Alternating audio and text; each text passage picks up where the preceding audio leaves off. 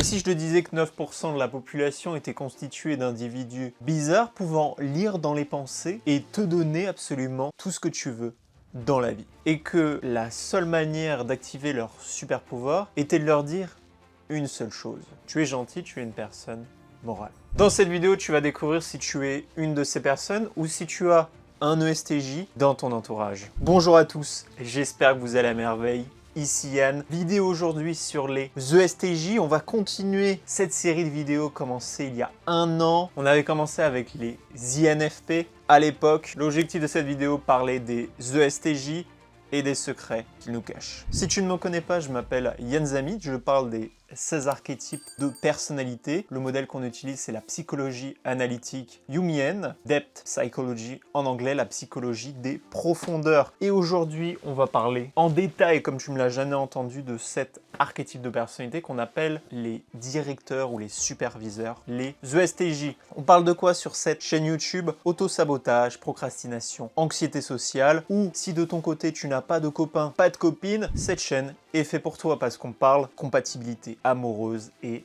relationnelle. Qu'est-ce qui fait que je suis la bonne personne pour te parler des ESTJ? Premièrement, j'adore les archétypes de personnalité. J'ai près de 8 coachés à l'heure actuelle. Et également, petit détail, les ESTJ sont l'archétype le plus compatible avec moi parce que c'est quelque chose qu'on appelle mon inconscient, chose qu'on verra plus tard dans la vidéo. L'objectif aujourd'hui va être de comprendre les 9 secrets que nous cachent les ESTJ de manière consciente et inconsciente. Et je vais te parler d'un peu près tout ce que j'ai pu vivre avec les ESTJ, relations amicales, relations amoureuses, relations sexuelles. On va aller dans tous les sens et l'objectif c'est que tu puisses les comprendre en détail pour toi, savoir si tu es un ESTJ ou savoir si tu as un ESTJ dans ton entourage parce que c'est un archétype sacrément utile qui peut t'aider à absolument tout faire dans la vie. C'est parti. Avant de commencer avec les 9 secrets que nous cachent les ESTJ, qu'est-ce que c'est un ESTJ? Premièrement, ESTJ, ça vient d'où? Ça vient du Myers-Briggs. Si tu connais pas ces deux filles qui ont bossé pendant des décennies, qui ont fait passer des questionnaires à des dizaines de milliers de personnes et qui ont sorti le fait qu'il y avait 16 archétypes de personnalité sur Terre, que les gens étaient différents. Eux, ça correspond à quoi?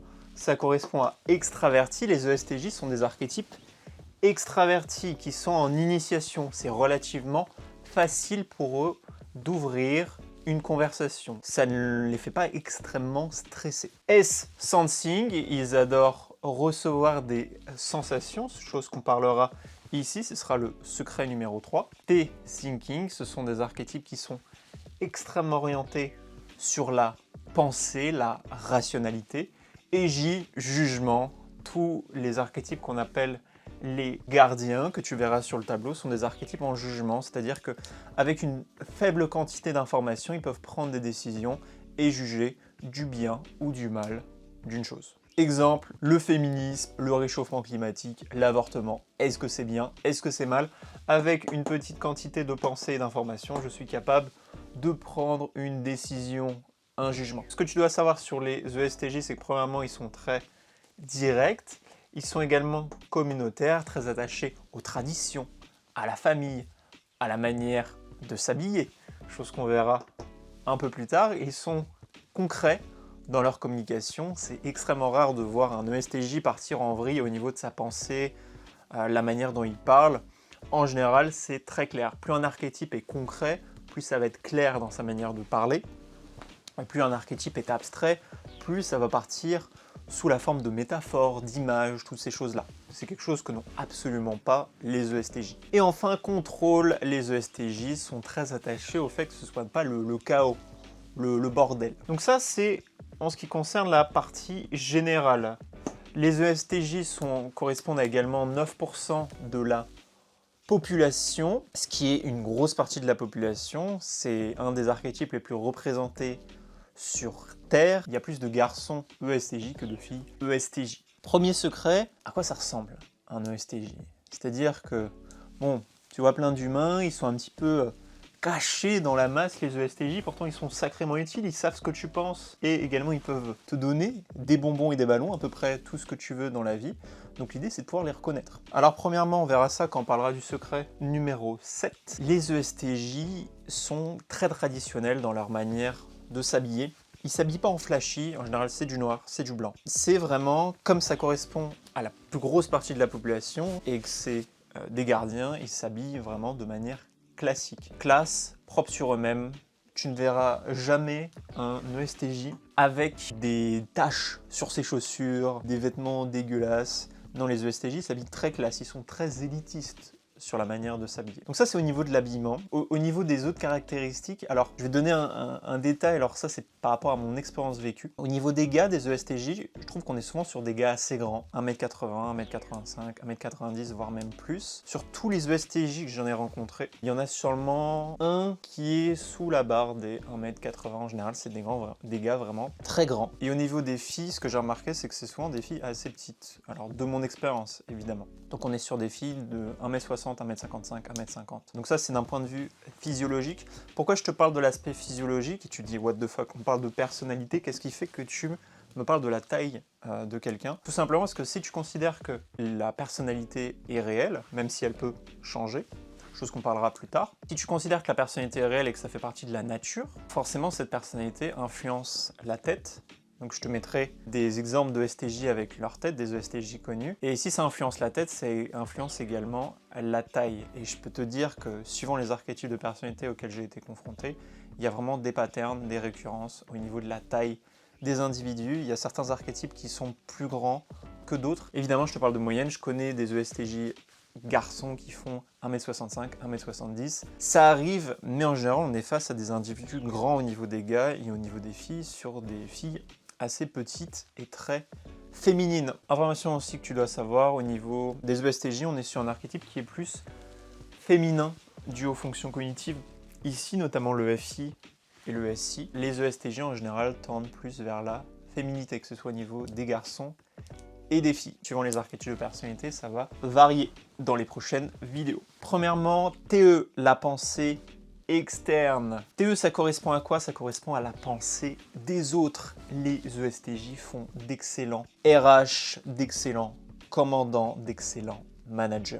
Ils sont tout simplement excellents pour savoir ce que tu penses. Que ce soit ce que pense leur famille d'eux, ce que toi, tu peux penser d'eux. En gros, c'est vraiment une capacité à connaître son statut social dans un lieu spécifique. Quel statut j'ai dans ce bar, quel statut social j'ai au travail, quel statut social j'ai au sein de ma famille. Et une fois qu'ils ont conscience de ce statut social, ils veulent le garder, parce que les ESTJ sont très attachés à l'autorité. C'est quelque chose qui est extrêmement important pour eux et qu'ils recherchent secrètement, mais il ne faut pas le dire. Une anecdote par rapport à la pensée des autres. Une fois, j'étais dans un bar avec une fille ESTJ très sympathique. Je discutais avec elle et elle me disait quelque chose, donc c'était une RH. Et elle m'avait dit un truc extrêmement intéressant.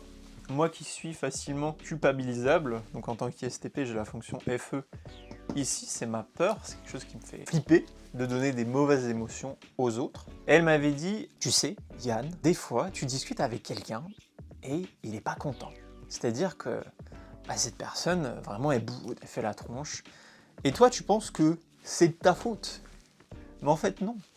C'est juste que la personne, elle a passé une journée pourrie. Et en fait, c'est pas tout le temps ta faute quand les gens se sentent mal. Et j'ai fait smart girl.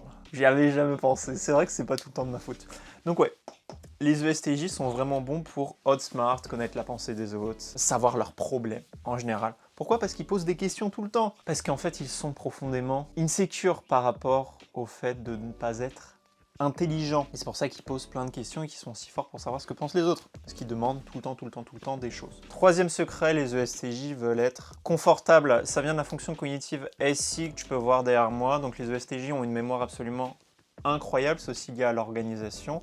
Donc c'est un archétype de personnalité qui a une bonne mémoire, qui est organisé, qui est structuré, qui sait planifier les choses pour atteindre un objectif. On parlera de cet aspect d'objectif un peu plus tard, vous inquiétez pas les ESTJ. Pour te simplifier les choses, les ESTJ sont très bons pour faire des plans d'action, les structurer, planifier les choses, s'organiser, se rappeler des choses. Ils sont très sensibles vis-à-vis de leur confort personnel et également vis-à-vis des expériences. Je connais pas mal de ESTJ qui aiment bien tester des choses, notamment des drogues. Et en général, les ESTJ font plutôt attention par rapport à l'utilisation de ce genre de substances. Si tu veux te mettre un ESTJ dans la poche, mets-les confortables. Prépare des petits plats, des petites choses, procure-leur des bonnes expériences et ils t'aimeront jusqu'à la fin de leur vie. Ceci est un ESTJ qui, initialement, donc je devais faire un lapin, mais ce sera un chat lapin avec des roues qui correspond à un ESTJ. Et si tu leur procures des bonnes expériences, ils t'aimeront. Oh, tu m'as procuré des bonnes expériences. Je t'aime bien. J'ai une bonne image de toi et je vais te dire plein de bonnes choses à ton sujet. Tu m'as procuré des bonnes expériences, donc tu es une bonne personne et je vais te donner un meilleur futur. En parlant du futur, on va parler du secret numéro 4. Secret numéro 4, les ESTJ sont extrêmement bons pour donner des conseils. Ils sont foutrement bons. Pourquoi? Parce qu'ils ont une mémoire d'absolument tout ce qui leur est arrivé dans la vie, avec la fonction cognitive SI, et une fois qu'ils s'en rappellent, pas forcément, s'il y a quelque chose qui s'est déjà produit dans la vie et qui a eu des circonstances similaires, ils vont pouvoir stocker cette chose en mémoire et te donner une solution à ton problème s'ils l'ont déjà vécu ou qu'un proche de leur entourage a déjà vécu cette chose. Ce qui fait que les ESTJ sont plutôt bons pour donner des conseils relationnels, amoureux, des conseils de vie en général. Si un ESTJ vous donne un conseil, je vous invite fortement à l'écouter. Parce que la chose qu'il va vous donner, il l'aura déjà vécu ou un proche l'aura déjà vécu dans sa vie et ce sera quelque chose qui aura déjà fonctionné. D'ailleurs, si un ESTJ vous donne des conseils plein de fois et que vous n'écoutez pas ces conseils, cet ESTJ ne vous aimera plus. Parce que je t'ai donné plein de conseils et à chaque fois que je te donne des conseils, tu ne les écoutes pas. Et je me rappelle bien parce que j'ai une bonne mémoire. Donc en fait, je pense des mauvaises choses de toi et tu es une personne nulle. Tu es une personne nulle. Et en plus, comme je suis élitiste mais que je ne le dis pas ouvertement, je pense que tu es une personne qui ne mérite pas mes conseils, donc je vais arrêter de te parler et je ne te fais plus confiance. Donc oui, si un ESTJ vous donne des conseils, je vous invite à l'écouter. Évidemment, voilà, c'est des conseils que vous avez demandés. Mais en général, les ESTJ ne vont pas donner de conseils si vous n'avez pas demandé. D'ailleurs, en parlant des conseils, sachez que c'est la fonction enfant. Ici, la troisième fonction cognitive, on appelle ça la fonction enfant. C'est quelque chose qui est profondément sensible chez les ESTJ. Donc, si un ESTJ donne des conseils à quelqu'un, évitez de lui dire que ces conseils qu'il a donnés sont complètement pourris ou de l'insulter vis-à-vis de ça, parce qu'il va vous détester, il va avoir envie de se battre. Donc soyez très attentionnés quand un ESTJ donne des conseils pour que vous alliez mieux ou que quelqu'un aille mieux dans la vie. Et d'ailleurs, la fonction NE est reliée au conseil, mais également au fait de donner aux gens ce qu'ils veulent, ce qu'ils désirent au plus profond d'eux-mêmes. Un ESTJ voit les choses. Oh, tu veux ça? Tiens, je te donne ça. Oh, tu veux ça? Tiens, je te donne ça. C'est comme ça que fonctionne la fonction N des ESTJ. Et c'est quelque chose de très très doux, de très très sensible. Cet archétype est un archétype de personnalité très doux. Donc faites attention. Ensuite, FI, la morale. Pour vous parler d'FI, je vais vous donner une anecdote. Il y a de ça quelques années, j'étais à un anniversaire sur une plage. On avait pris des palettes qui venaient d'un port pas loin et on avait fait un feu de camp géant, c'était absolument épique. Et un de mes amis ESTJ avait pris de la marijuana. Donc j'étais rentré avec lui à pied, tranquillement. Et quelqu'un de sa famille, sa maman, devait le prendre en voiture. Et je me rappelle très bien, à un moment il m'a pris par les bras, comme ça il m'a dit « Yann, est-ce que j'ai les yeux rouges ?» Et quand il m'a dit ça, j'ai regardé ses yeux. Et j'ai vu des yeux imbibés de THC, complètement rouges.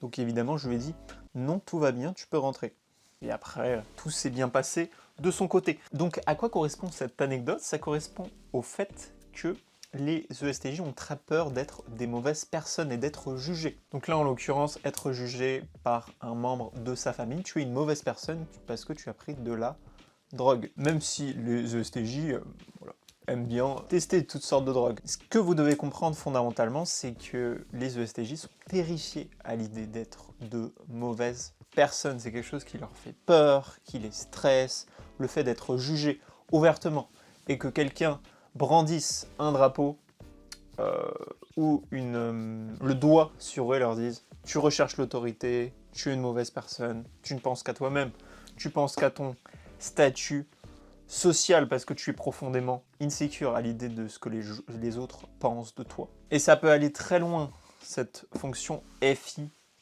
inférieure. Ça peut mener jusqu'au fait d'arrêter de parler à un individu juste parce qu'il a une mauvaise réputation, alors que c'était un ami, quelqu'un avec qui vous aviez partagé des bonnes expériences. Les ESTJ, évitez de faire ça, chose vécue, pas de mon côté, mais de la part d'autres personnes. FI inférieur, ça fait des dégâts. Avant de passer au 5e secret et de parler de l'inconscient des ESTJ qui correspond à ma personnalité, sache que si tu as de l'anxiété sociale, pas de copains, pas de copines, si tu n'as pas confiance en toi-même ou si tu as des problèmes d'estime de toi ou que tu as peur d'être une mauvaise personne et que c'est quelque chose qui te détruit la vie, tu peux aller en lien dans la description pour un typage de personnalité avec moi. Point numéro 5, logique. Là, on passe dans l'inconscient, donc c'est l'occasion pour moi de te présenter ego, subconscient, inconscient, super ego, ça correspond à quoi? Ça correspond à la structure du cerveau des ESTJ. Si tu ne le savais pas, tu n'es pas tout seul dans ta tête, tu as 4 personnalités, c'est pour ça que tu ne sais jamais si tu es introverti ou extraverti, à part si tu es vraiment fait partie des kings des introvertis ou des kings des extravertis. Tu as 4 côtés dans ton cerveau, et donc les ESTJ ont un subconscient d'INFP qui correspond au fait d'avec le temps de développer vraiment une morale propre à eux-mêmes due à la lecture de livres et un recueil immense de pensées. Donc c'est leur subconscient, c'est quand ils deviennent beaucoup moins insécures par rapport au fait d'être moins moral. Et ils ont également un inconscient, ici, qu'on appelle l'inconscient d'ISTP, où je vais te parler du 5e secret que nous cachent les ESTJ. Et pour finir, un super ego qu'on parlera après. Mais ce que tu dois retenir, c'est qu'il n'y a pas un côté dans le cerveau des ESTJ et de ta personnalité, peu importe la personnalité que tu as, il y en a 4. C'est comme ça que tu peux exprimer la complexité d'une personnalité. TI, logique. La deuxième insécurité des ESTJ, à part le fait d'être de mauvaises personnes, c'est le fait d'être stupide, pas intelligent, de ne pas en savoir assez, d'être outsmart. C'est pour ça qu'ils sont si puissants par rapport à la pensée des autres. C'est parce qu'en fait, il y a cette insécurité ici qui les rend anxieux au fil du temps. Donc c'est une peur moins viscérale que FI peur, donc la peur de ne pas être une personne morale, c'est plus une anxiété latente, on va dire, la peur de ne pas être intelligent. C'est moins puissant, mais c'est plus diffus sur le temps. Ça fait quoi? Ça mène les ESTJ à lire énormément de livres, qui font partie du temple de l'esprit. Les ESTJ adorent recueillir des informations, lire des bouquins, poser plein de questions. Comment ils surmontent leur insécurité? En demandant tout le temps aux gens, qu'est-ce que tu penses de ça? Qu'est-ce que tu penses de ça? Qu'est-ce que tu penses de ça? En lisant des bouquins et aussi en étant entouré de personnes logiques comme des ISTP, des ESTP, des ENFJ, des INFJ, des archétypes qui raffinent eux-mêmes leurs pensées. Et plus ils sont entourés de gens logiques, plus ils deviennent intelligents. Beaucoup d'archétypes sont soumis à la prémisse suivante, tu es la moyenne des 5 personnes que tu côtoies le plus souvent. Et c'est totalement le cas pour les ESTJ. 7e secret, SE. Les ESTJ sont secrètement des personnes extrêmement élitistes par rapport à leur manière de s'habiller.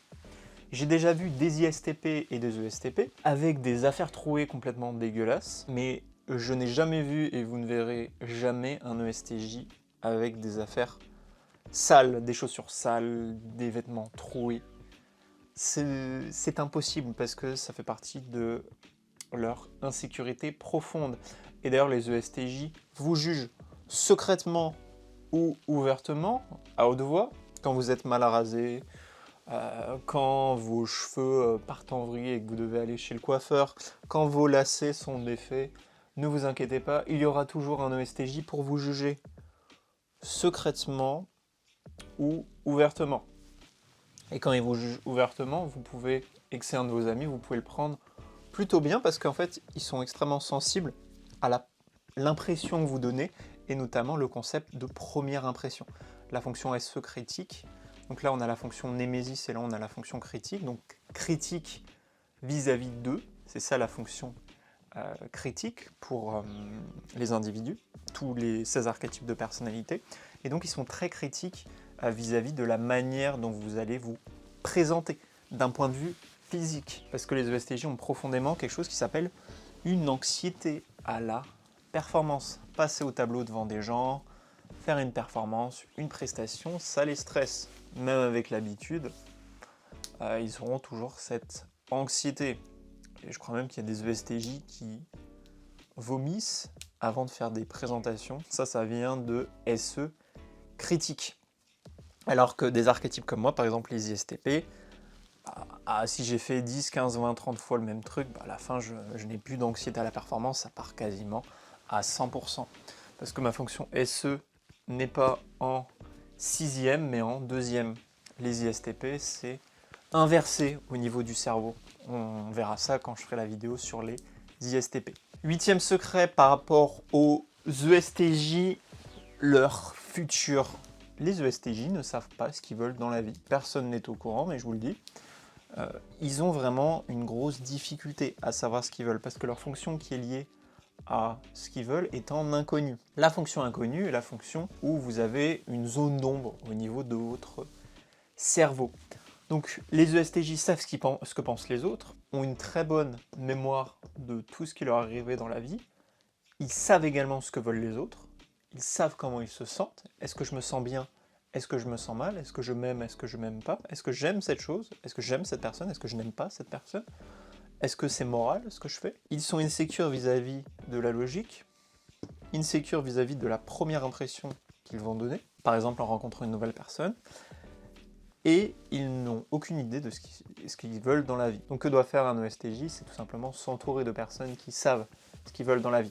Par rapport à ça, j'ai une anecdote par rapport à Eni. Donc c'était une anecdote que j'avais écrite d'un ami qui était en couple pendant plusieurs années avec une fille, et il avait mis tout ce qu'il pouvait dans cette relation, son âme. Voilà, il était très attaché à cette fille, il avait même arrêté de faire des études qu'il voulait pour conserver la relation avec cette fille, il avait changé de lieu d'habitation, il était parti à plusieurs centaines de kilomètres, et en fait la relation elle a coupé, parce qu'il était beaucoup trop dépendant, un petit peu needy, et il est parti dans la fonction démon, le 9e secret des ESTJ. Aussi, petite information avant de passer sur le point numéro 9, ne demandez jamais à un ESTJ ce qu'il veut.